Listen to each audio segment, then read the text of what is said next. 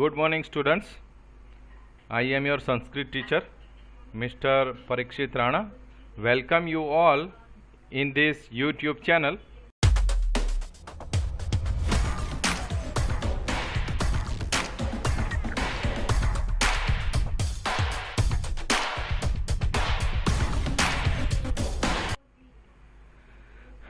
Friends, today we will discuss a grammar point of Sanskrit. The title of that grammar point is present tense. The Sanskrit translation of present tense is Vartman Kalah. Okay. Look here. So friends, there are two types of present tense. Parasmaipad and Atmanepad. The suffixes of Parasmaipad are different and suffixes of Atmanepad are different. In ancient time, this Vartman Kal was known as Lat Lakar. Lat means Vartman and Lakar means Kal. So it is a Vartman Kal. So these suffixes are given here and you have to prepare these suffixes to give the answer of your questions of board exam. So this me is a first person singular, vaha is a dual and maha is a plural. Like that in second person, si is singular, thaha dual and tha plural. And like that in anya purush, ti taha anti, singular, dual and plural. So me vaha maha, si thaha tha, ti taha anti. So by using these suffixes we can create a form. So for example, look here in the next table. Pat is a root. Okay, pat means to read. And by using this suffix me, we can make a form. Look here. Pathami. Pat is a root and we have to join this suffix me. So pathami. Pathami means I read. So in first person singular, pathami means I read. In dvivachan we can write pathavaha. Vaha is a suffix. So means we both read. Pathamaha means we all read. So this line is the line of first person singular, dual and plural. Like that second person. In second person we can write pathasi. Means you read, pathatha means you both read, and pathatha means you all read. In anya purush, ti taha anti. So in singular we can write pathati means he, she, it reads, and in dual pathataha means they both read, and pathanti means this is a plural, they all read. Now look these examples. Look here. The first word aham. Aham means in English I. So aham means I and I is a first person singular in English. I is a first person singular, so that with I first person singular suffix is used. Look here once again. This me is a first person singular and I is also first person singular. So with first person singular only the first person singular suffix is used. We never write aham pustakam pathati. This is a wrong sentence. Why? Because aham is first person singular, so that this me first person singular suffix is used. Now look the second sentence. Saha. Saha means he. He means he is a third person singular. He, she, it is a third person singular in English, so that with he, with saha, saha is a third person singular, so that the ti suffix, third person singular suffix is used. With third person singular, this ti third person singular suffix is used. Look here once again. Look here, this ti is a third person singular. Okay, so saha is a third person singular, so that this ti is used. Okay, now the third sentence, छात्राहा. छात्राहा means students. बहुत सारे students की बात की है यहाँ पर. So it is a plural. So students is a third person plural. So this anti, third person plural suffix is used. We never write छात्राहा शालायाम गच्छति. Ti is a first person singular and anti is a third person singular. So with plural, this plural suffix is used. Third person plural suffix is used. Clear? Okay. Now the next one, Atmanepad. Okay. So these are the suffixes of Atmanepad. You have to prepare this. और कोई चारा नहीं है, आपको ये सारे suffix learn ही करने पड़ेंगे. जैसे मी वह मह सी थ थ ती तह अंति वर्तमान काल परस्मय पद के सफिक्सिस है, उसी तरह आत्मनेपद के भी सफिक्सिस है, वो ये सब आपको लर्न करने पड़ेंगे. ई वहे महे, से इथे द्वे एंड ते इते अंते.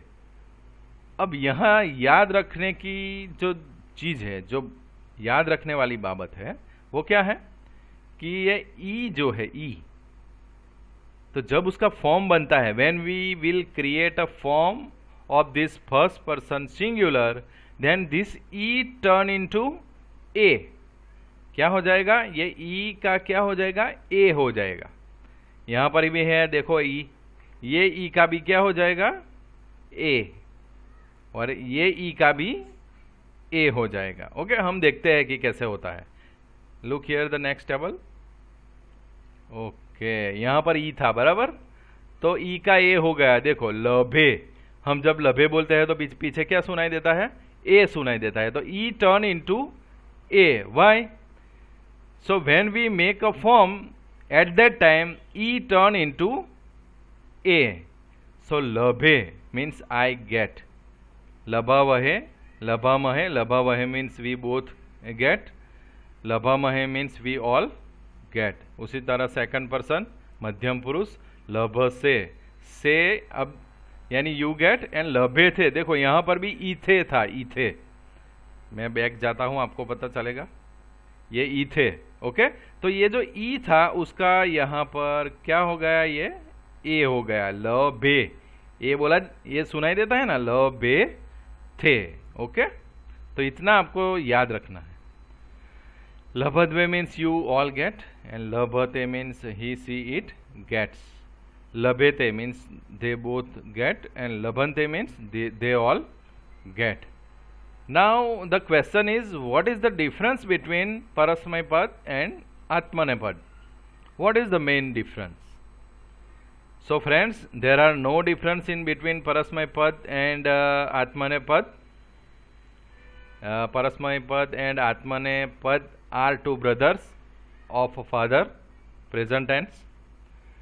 So the meanings of this Parasmaipad and Atmanepad is same. वो भी वर्तमान काल है और ये भी वर्तमान काल है. आप देखो, अहम पुस्तकम पठामि, आई रीड अ बुक. उसी तरह अहम पुस्तकम लभे, यानी आई गेट अ बुक. दोनों प्रेजेंट टेंस है. दोनों सेंटेंस आप देखो, परस्मय पद के जितने भी सेंटेंस आप देखोगे वो सारे प्रेजेंट टेंस है. उसी तरह ये आत्मने पद के भी सारे सेंटेंस क्या है? प्रेजेंट टेंस है. यानी दोनों में कोई डिफरेंस नहीं है, फिर भी एक डिफरेंस है, और वो क्या है कि परस्मय पद के साथ परस्मय पद के ही रूट यूज होते हैं, और आत्मने पद के साथ आत्मने पद के ही रूट यूज होते हैं. यानी पठ जो है, पठ, ये वो किसका रूट है? परस्मय पद का. तो पठामी हम लिख सकते हैं, पर में हम लभामी नहीं लिख सकते परस्मय पद में, क्योंकि लभ किसका रूट है? आत्मने पद का रूट है. तो आत्मने पद के ही ये टर्मिनेशन, ये सफिक्सिस उनको लगेंगे. देखो ये लभ जो है उसके साथ लभे लगा है, पर आप लभामी लिखोगे, मी यूज करोगे रूट परस्मय पद का, तो वो रॉन्ग हो जाएगा. क्योंकि परस्मय पद के साथ परस्मय पद के जो मी वह म सी थ थ ती तह अंति सफिक्स थे वही यूज होते हैं, और आत्मने पद के साथ सिर्फ और सिर्फ आत्मने पद के जो सफिक्सिस है ई वह महे से इथे द्वे एंड ते इथे अंते ही यूज होते हैं। Clear? Okay, now the next one. Now our board exam, SSC board exam में क्वेश्चन नंबर 27 इससे रिलेटेड पूछा जाता है। If you want to get 1 mark you have to prepare the suffixes of वर्तमान काल परस्मय पद एंड वर्तमान काल आत्मने पद। So I will give some example and I will try to teach you by giving this example. Look here, the first sentence. क्या लिखा है यहाँ पर? अद्योद। आपके बोर्ड के पेपर में इस तरह का ही क्वेश्चन आएगा। कौन से क्वेश्चन में? क्वेश्चन नंबर 27 में सेम ऐसा ही क्वेश्चन होगा। शायद ये चेंज हो जाए, ये अन्य पुरुष बहुवचन, बाकी ये वर्तमान काल ही रहेगा वहां पर। ओके, अब आंसर कैसे ढूंढते हैं मैं आपको बताता हूं। अधोदत्तेभ्य मीन्स फॉलोइंग, धातु रूपेभ्य मीन्स दीज आर द धातु मीन्स रूट, वर्तमान काल अन्य पुरुष बहुवचनस्य, so present tense third person plural, रूपम चित्वा लिखत, select the form and write. So from the following select the correct form and write. तो इन तीनों में से करेक्ट फॉर्म कौन सा हो सकता है वो हम कैसे पता लगा सकते हैं? उसके लिए हमें ये सारे सफिक्सिस हमें लर्न करने पड़ेंगे। आप बार बार पढ़ोगे, इसको याद रखोगे तो वो लर्न हो जाएगा। मी वह मह सी थ थ ती तह अंति। उसी तरह ई वह महे से इथे द्वे ते इते अंते। अब देखो क्या पूछा गया है यहाँ पर? वर्तमान काल अन्य पुरुष बहुवचन। तो देखते हैं, चलो वर्तमान काल तो है ही दोनों, तो वर्तमान काल अन्य पुरुष कहाँ पर है? अन्य पुरुष ये रहा, अन्य पुरुष बहुवचन। तो ये क्या है? बहुवचन, ये वर्ड अंति। तो वर्तमान काल अन्य पुरुष बहुवचन, अंति वर्ड है, इसको याद रखो, अंति। उसी तरह आत्मने पद में भी देखते हैं, वर्तमान काल अन्य पुरुष बहुवचन अंत्य। तो हमारे ऑप्शन में से हमें या तो अंति या तो अंत्य वाला वर्ड ही सिलेक्ट करना है, बराबर? अन्य पुरुष बहुवचन, तो यहाँ पर तो अंति तो दिया नहीं है इन तीनों में। ओके, तो क्या दिया है?